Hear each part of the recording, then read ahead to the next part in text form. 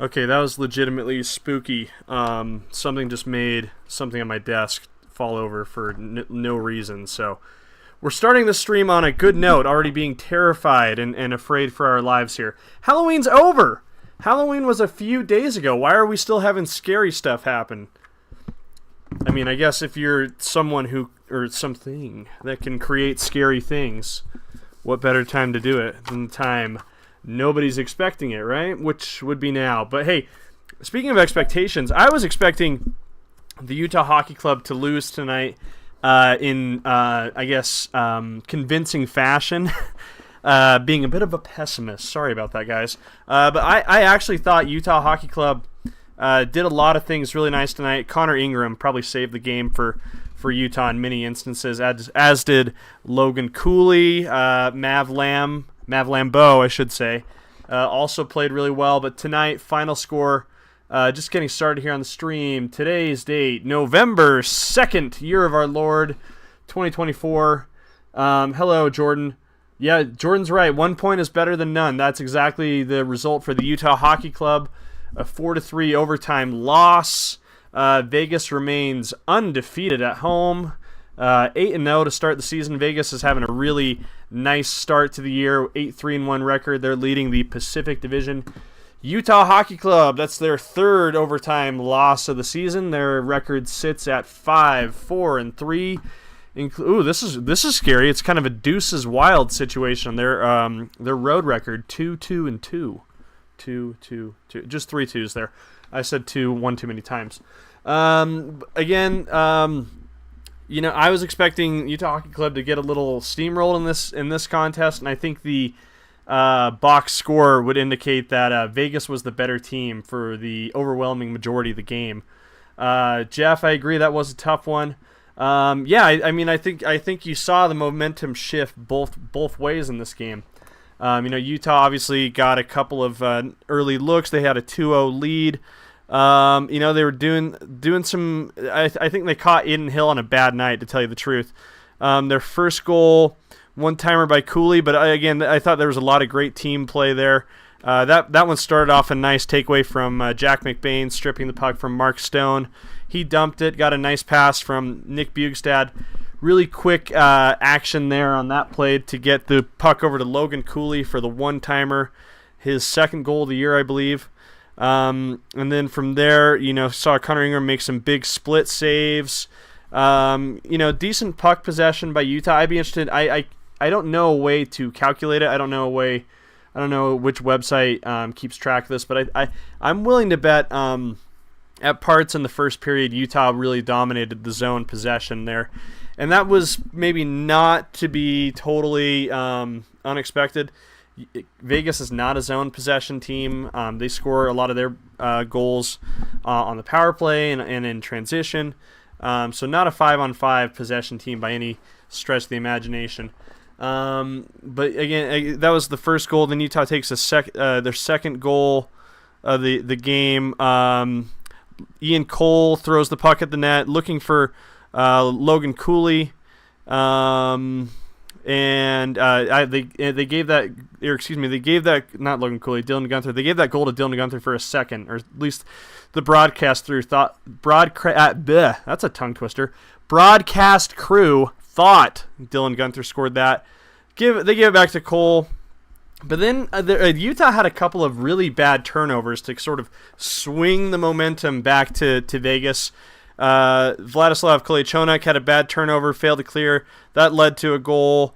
It would have been nice that he stopped to make the simple play there. Instead, he just flings it towards the boards. Doesn't get enough oomph on it and fails to clear the zone. Vegas takes advantage and scores. The second goal was a defensive zone turnover by Logan Cooley right at the end of the second period, like literally 1 second to go.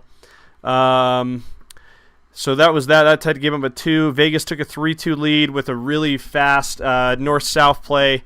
Tons of speed getting through the zone, and then William Karlsson buries a backhander on Connor Ingram. My iPad's doing something interesting. That's fun. But yeah, again, we saw other parts of the game. That was sort of the middle of the third period, and then the end of the third period. I think Jeff's totally right. Utah did do a better job grabbing the momentum again. Really nice goal by Alexander Kerfoot that came off a rebound by Nick Bugstad. That play started with a really nice outlet pass by Mav Lamb. Mav Lamb is his name, Maverick Lamoureux. And it was cool to watch him. Thank you, Car Wash Channel, for hopping in here. Yes, it was a close one. But if you saw that play, Eli, I feel you too, man. If you saw how that play started, it was kind of interesting. Utah grabbed possession in the defensive zone, and Maverick Lamoureux, bangs his stick on the ice to get the puck from Mikhail Sergachev. Literally calls from the guy who's the highest paid player on the team, leads the team in ice time, and essentially says, "No, dude, you go change. We got it from here." So that gets Sergachev off the ice. Fresh group comes in for Utah. They go down and score. I was like, damn, that's a really savvy sign of young leadership and great teamwork by Mav Lamb to have the authority, the presence to say, Mikhail, we got to change right now. Just give me the puck. Let me chill. You guys come off. We'll get a fresh group on. And they go on and score almost immediately after that. And that play started not only with that presence of mind, but with a really nice outlet pass by.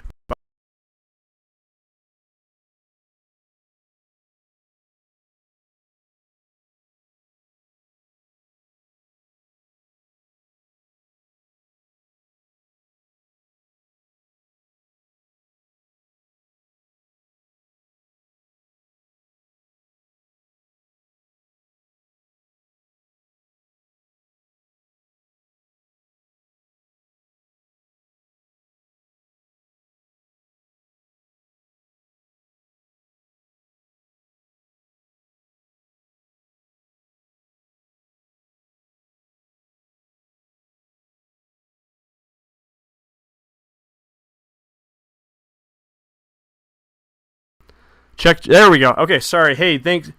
Yeah, thanks, Jordan. Thanks for catching that. Thank you, Owen Wilson. I thought you were great in in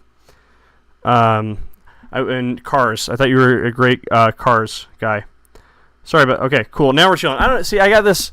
See, SLC Puck Studios is high end. We have some of the finest equipment you can buy at Best Buy. And here we have some of the cheapest equipment you can buy at Best Buy here in my apartment. But we have blue lights, so I think that's pretty cool. Can everybody hear me now? Okay, good. It's showing that I can be heard now, so that's good. But yeah, again, I wish I knew where I left off. I wish I knew where you guys stopped hearing me. But I thought it was such a cool play by Maverick Lamoureux to set that up. It was a great. Great situational awareness and really great teamwork on his end, and culminates in a great pass, which leads to a great look by Nick Bugstad. And Jeff, I'm with you there. And Alexander Kerfoot, finishes it off. But again, there were some really interesting themes to watch in this game. And one of them I thought was the cleanliness of the game. We'll say that it was an extremely clean game.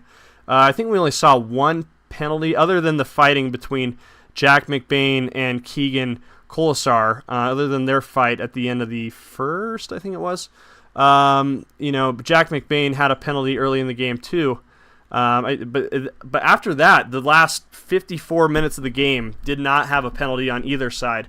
And that's honestly, it's too bad for Utah, because I think, it would have been nice to be on the power play. That's something that has gotten better for them in the last few games. And Vegas is not great on the penalty kill, so you feel like there was maybe an opportunity that could have presented itself and didn't, unfortunately for them.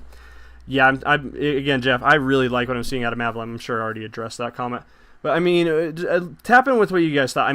Here's my feeling on Utah Hockey Club right now. I think we saw them do a really excellent job of making corrections during the San Jose game, which unfortunately they lost, and during the Calgary game, in which they just had a shot-first mentality. That was something that they had been lacking in that 4-game losing streak, which did include the San Jose game.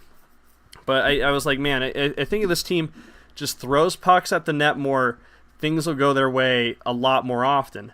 And that seemed to work. I think we saw them put up four pretty decent goals against San Jose, which I wish it had been 5, but then score another 5 against Calgary with this shot first approach. And I felt like they totally abandoned that in this game, and that was I was really interested in why. I don't know if that was maybe a decision based on the matchup or whatever, based on the fact that they're playing a Golden Knights team that is undefeated at home and is leading the Pacific Division. I don't know. But again, here's an interesting note. Clayton Keller did not have a single shot in regulation. And I wonder why that is. I think that's indicative of the room for more aggressiveness. We'll say that's my very nice PR way of saying it. There's a lot of room to be a lot more aggressive in this game, I thought. And, I think other than the third goal of the game that Utah scored, I thought that Vegas kind of let him Vegas kind of brought the game to him more. But Keller needs to shoot the puck more. I really think that. And I wonder if part of the reason why is just because of the changes in the lines we've been seeing since the start of the year. Obviously, Keller's on a line right now with Logan Cooley and Dylan Guenther. When you're on a line with two other guys who are considered snipers or who like to shoot the puck, someone has to take the role of the facilitator, and I think that's kind of what you're seeing. I think Keller's taken that mantle upon himself to be the pass-first guy on that situation. But if you ask me, this is totally my opinion. I'm not a hockey coach. I'm not even a hockey expert. I'm just a hockey fan, goofball guy who bought a $20 microphone at the store, and for some almost inexplicable reason is way more popular on YouTube than he deserves to be. That's who I am. I'm not a hockey expert by any means, but to me it feels like Keller needs to shoot a lot more, and I think someone needs to address that to him in such a way dude, if you're a threat to score, that opens lanes up for your teammates in a bigger way, almost as much as a slick cross-ice pass ever could. Totally with you. Yeah, they're playing Jeff, I'm with you there. Yeah, they're playing too conservative, and I think Keller is a great example of this. To have 0 shots in regulation, I think is a little unacceptable for him, especially because and I'm saying that as a compliment. He has a great shot. He has an ability to shoot and score from pretty much anywhere on the ice. We've seen that at multiple points this season. You know what I'm going to do is I'm just going to pull up Keller's edge stats right here just to get a look at where he's been shooting from this year and where his goals have come from, because my assumption is that he's been able to score in multiple zones within the offensive zone this year. Okay, so cool. I'm just going to hop over to the second screen here. So I'm looking at Keller's edge stats right here. 6 goals, hey, that's pretty. He's in the 95th percentile. It's among the league leaders. He scored the majority of his goals right here in the high danger zone, but I remember this first goal, I think this had to have been against the Sharks, or it was in the most recent stretch. I think this shows that he's got a really nice shot, and it's an interesting place to score if you're a right-handed shot too, he's a left-handed shot, so that makes sense. He's a right winger, but he's a left-handed shot, so it makes sense. His goals would be from there. But he's got to shoot more. His shooting percentage at 18.8% is very high. It's well above the league average. Puts him in the 82nd percentile. Dude, you are a good shooter. Good shooters shoot the puck, and that's what his team needs more out of him. Again, I feel like the reason why we're not seeing that as much from him is because he feels like he needs to take on that facilitator role, and he is a great passer. He's a great player. He does a lot of things really well. And Clayton Keller's who I'm talking about, by the way, if you guys are just hopping in. But again, I think that the shot first mentality seemed to be working very well for Utah in the previous 2 games against the Flames and the San Jose Sharks, except for the fact they lost to the Sharks. But whatever. But it was really crucial in getting the offense rolling, and I think I saw so many times where it felt like Keller was skating through the zone, skating through the slot with the puck, with the opportunity to get one on the net, and choosing not to, and making passes that were good, put Utah in a scoreable position. But sometimes he's just the best option, and I think I really wish that he would have embraced that more tonight, because I think that a couple opportunities were left unattended to. Let's say that. I mean, 0 shots in regulation is an interesting stat for Keller, and he took a really nice shot in his opening shift in overtime that like had a very decent chance of going in. So that would have been kind of interesting. When 0 shots in overtime, 1 shot in overtime that wins the game. That was not impossible. Just looking here at the box score, Nick Bugstad has 2 assists, 1 block shot. Logan Cooley, nice game, 1 goal, 2 points, I should say. 1 goal, 1 assist. Couple giveaways though. Lawson Krause, nice game, has 5 hits in this one. Dylan Gunther takes 3 shots, does not score. Alex Kerfoot, I've really liked watching him play all year. He gets the 1 goal in the game, the 3rd goal of the game that tied it up, helped Utah send it to overtime. Matthias Michelli was a -2 in this game. Jack McBain had all 7 of Utah's penalty minutes, as well as 6 hits in the game. So he was a very aggressive force in this game. Something I don't think you can say about everyone on the Utah Hockey Club tonight, but I really like seeing Jack McBain and the physical presence he brings to this team. Moving into defenseman territory, Mikhail Sergachev's a -2 tonight. He also has 0 shots, which I think is kind of interesting. I mean, I feel like that, to me, is like a very glaring example of the aggressiveness we didn't see tonight out of the Utah Hockey Club, for both Clayton Keller to have 0 shots in regulation and then just the 1 in overtime, and then Mikhail Sergachev to have 0 shots in this game as well. I think is odd, and I think is maybe doesn't surprise me to see Utah lose a game where both of those things happen. Let's look at the ice time. I think that's kind of interesting to see. Sergachev leads all Utah players in ice time with 23 minutes in this game.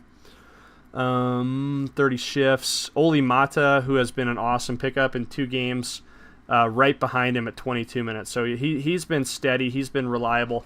You did see, I think, I kind of got the feeling he was getting pretty tired at the end of the game. I think he's playing a lot more now than he has maybe probably all season for Detroit, just my assumption. So I think you saw the conditioning go out a little bit towards the end of this game.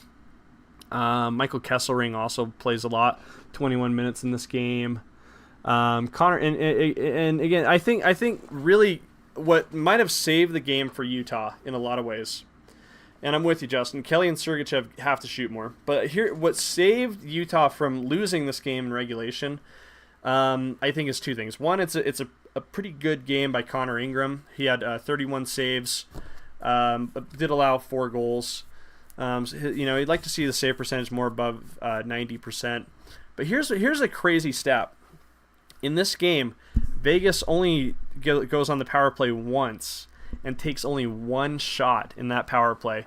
And so it to me, like, considering how well they'd done on the power play, they were, I think, one of the best power play units in the league, something converting on like 44%. For them to, Dustin, I'm totally with you. Dustin and I were talking about this during the Chicago game. It's like, okay, shot quality is wonderful, but I mean, if you play 1 or 2 games where the emphasis appears to be on shot quantity, and those games end up going a lot better for you, why would you get away from that in the 3rd game? I don't know. That doesn't make a lot of sense. What was I talking about? Oh yeah. So the second thing that saved this game for Utah, I think, was their ability to stay out of the penalty box, because I think they draw 1 or even 2 more penalties. Mathematically speaking, Vegas probably scores another goal in regulation, and sorry, I'm just looking at your comments. Awesome sauce. I'll talk about that in just a sec. But I think the fact that Utah played a very clean game was good, and likewise, it's probably what saved the game for Vegas, is because they took 0 penalties in this game, and their penalty kill unit is among one of the worst in the NHL. So the fact that this game was a clean sheet, almost, right, just the one penalty and then the 1 fight, I thought was kind of an interesting note, and made the game more interesting. I thought. Just again looking down here at the box score. Jack Eichel takes 4 shots, which is 4 more than Clayton Keller took in regulation. I'm sure 1 or 2 of those Eichel shots was in overtime. Let's see. Oh, I'm interested in Mark Stone. Mark Stone did not have a good game. I thought he gets an assist, but he had 0 shots, and this can't be right. I don't know who was doing the scorekeeping in Vegas, but they jobbed Utah out of a few stats here because they're showing that Mark Stone had 0 giveaways in this game, which is plainly false. He had a giveaway, and I wrote this down because I thought it was interesting. He had a giveaway. Where was this? The first goal of the game. Yeah, Jack McBain took the puck from him, dumped it in the zone. Bugstad picked it up and gave it to Cooley for a one-timer. So again, I'm gonna say this right now. Someone get me on the phone with the NHL. They're liars. They're liars there in Vegas. Mark Stone had way more than 0 giveaways. He had at least 1, and I saw a few out there. That was something I noticed. Continuing on, Alex Pietrangelo leads the game in ice time, almost 25 minutes for him. I'm sure he was gassed at the end. But you know who's really gassed at the end was Utah. And you could hear the Golden Knights, on bench, guys on the ice, shout that very audibly into the microphones surrounding the rink, saying, "They're tired!" referring to Utah. And they were totally right. We saw, I wrote it down who was out there, and I wish there was a way for me to be able to calculate how long they had been out there. I'm sure if I go back and get the stopwatch out, I could get that for you. But Vegas was able to control the puck in the offensive zone, get a line change, and keep Kerfoot, Michelli, and Mikhail Sergachev out there on the ice. They were absolutely gassed. They looked like they had cement bricks for skates. They could barely move. And we saw Vegas take advantage of that. Goal by Brett Howden scored. Again, it was so funny. You could hear just so loud and clear. Vegas correctly assessed the situation. They're tired. Utah moving around like they're caught in what do you call it? Quicksand or mud, I guess. And Vegas immediately does some slick passing in the zone to get an open look for Brett Howden to score the game-winning goal. Let's go into Money Puck here. I really like looking at Money Puck because I think that the stats here sort of tell an interesting story. If you haven't been to moneypuck.com, that's what I'm looking at while I'm watching the game. I have Money Puck pulled up on my second screen, and yes, I have 2 screens. I'm doing quite well. We can see here. I like to look at the goalie stats here. So, we saw Ingram allows just a little bit more goals saved above expected. But for the most part, his expected goals against and actual goals against were showing that he was having a better game, better than average game. But that ends right at the end of the period, and I think a big part of that is the fact that his defense was just gone. He had no help on that overtime goal. Just looking here, other players who had a strong game. Alex Kerfoot had a really nice game, as always. Barrett Hayton played well. Dylan Gunther, solid game. But again, I think this was a game where I personally would have liked to have seen more out of Clayton Keller. He's not even listed on expected goals. Nope, there he is. Yeah, it's very, very low. So again, you'd like to see him get a little bit more active on right there in overtime. And just looking at the line stats on 5-on-5 play. Of the 3 main groups, and Utah's been rolling with an 11-7 lineup, which means they're sort of they have 2 extra defenders, or excuse me, 2 extra forwards, 3 lines, and they're just kind of flowing guys through that 4th line, which is kind of an interesting approach. But you can see here that Keller, Cooley, Gunther line, and I'll just put this on my second screen here, was the least effective of the 3 lines tonight, and I have to think a big part of that comes from Keller's inability to get a shot off in regulation. Expected on ice goals for, is the lowest of that group, and then their on expected goals against is the highest. But they are skating against the best line in the NHL. That first line that Vegas rolls out with Jack Eichel and Mark Stone is the best line in the NHL. And I think they sort of took them to task a little bit.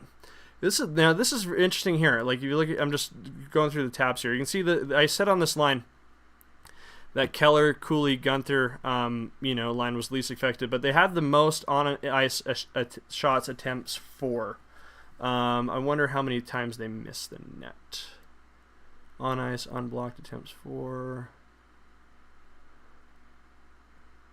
Okay, so the Fenwick, if I'm to understand that correctly, indicates percentage of shots that hit the net, something like that. Still, I got to get more familiar with this. All this stuff here, but yeah, I'm with you, Dustin. Keller needs to be a little bit more greedy. He's the best player on that line, and I think the best player on any line is the guy who is the biggest threat to score. And I think Keller was not that guy tonight. So I think that the shot volume could have been a little bit better for Utah. Again, just going back here to the box score, team stats. There we go. Shots definitely favored the Golden Knights, 35-19. Hits are pretty even, 22-21 favoring the Golden Knights. Utah wins the majority of the faceoffs. That's not surprising. They've been very good on faceoffs this year. Other than that, I mean, I think to me that's the story of the game is that Utah was not aggressive enough. I think had they been more aggressive, they might have gotten another goal. And I think one more goal obviously makes the difference, right?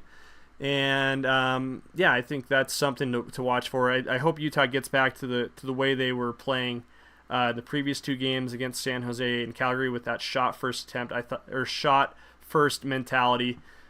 I just think that's a better formula for this team, and I think the excessive passing was a problem, and I think you could make the argument, maybe that cost them this game. But hey, it's still great to earn 1 point on the road, especially to start a 4-game road trip, by the way, and especially to do it against a team who had been playing exceptionally well at home this year. To come out of Vegas with 1 point is better than how a lot of people come out of Vegas. A lot of people come out of Vegas big losers. That's how they built that town, by the way. They didn't build it on winners. They built it on losers. And Utah does lose, but with an overtime loss, they pick up 1 point in the standings. So that's that. Thanks for tuning in to tonight's live, everybody.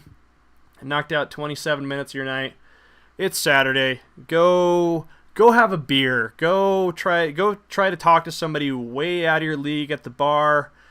Go to bed. Maybe go to bed. Maybe I'll go to bed. Probably won't. But thanks for tuning in, guys. Talk to you later.